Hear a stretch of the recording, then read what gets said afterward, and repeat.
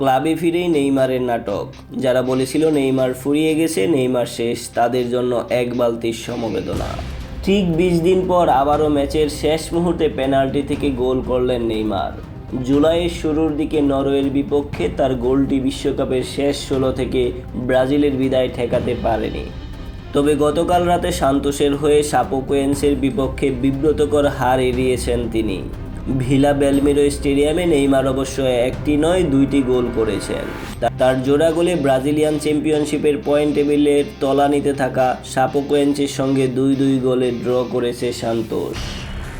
FIFA বিশ্বকাপের পর এটি ছিল সান্তোসের হয়ে নেইমারের প্রথম ম্যাচ। মাঝে ব্রাজিলিয়ান পোকার চ্যাম্পিয়নশিপে তার অংশগ্রহণ নিয়ে বেশ সমালোচনা হয়েছিল। নেইমার সেই সমালোচনার কথা ভুলে যাননি। ম্যাচের 36তম মিনিটে প্রথম গোলটি উদযাপনের সময় তাসবাটার অঙ্গভঙ্গি করেই দেখান তিনি।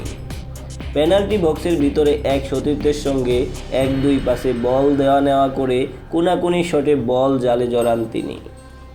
সান্তোস প্রথমার্ধে নেইমারের গোলে এগিয়ে গেলেও দ্বিতীয়ার্ধে দলটি 2-1 ব্যবধানে এগিয়ে যায়।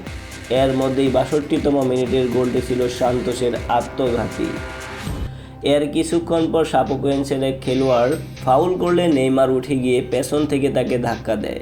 রেফারি এসে ওই খেলোয়াড়কে হলুদ কার্ড দেখালে সামনে এগিয়ে আসেন তার শাপোকোয়েন্সের এক সতীর্থ। নেইমার তেড়ে গিয়ে তাকেও ধাক্কা মারেন। এমন কাণ্ডের পর শাস্তি ছাড়া গতি ছিল না। রেফারি হলুদ কার্ড বের করেন নেইমারের জন্যও। আগেই একটি হলুদ কার্ড থাকায় ব্রাজিলিয়ান চ্যাম্পিয়নশিপে সান্তোসের পরবর্তী ম্যাচে তিনি খেলতে পারবেন না। ম্যাচের শেষ দিকে নেইমারই সান্তোসকে সমতায় ফেরান। 90তম মিনিটে কাবায়ারো ফাউলের শিকার হলে রেফারি পেনাল্টির বাঁশি বাজান। নেইমার সেই সুযোগকে কাজে লাগিয়ে নিজের দ্বিতীয় গোলটি করেন। ম্যাচ শেষ হয় 2-2 সমতায়।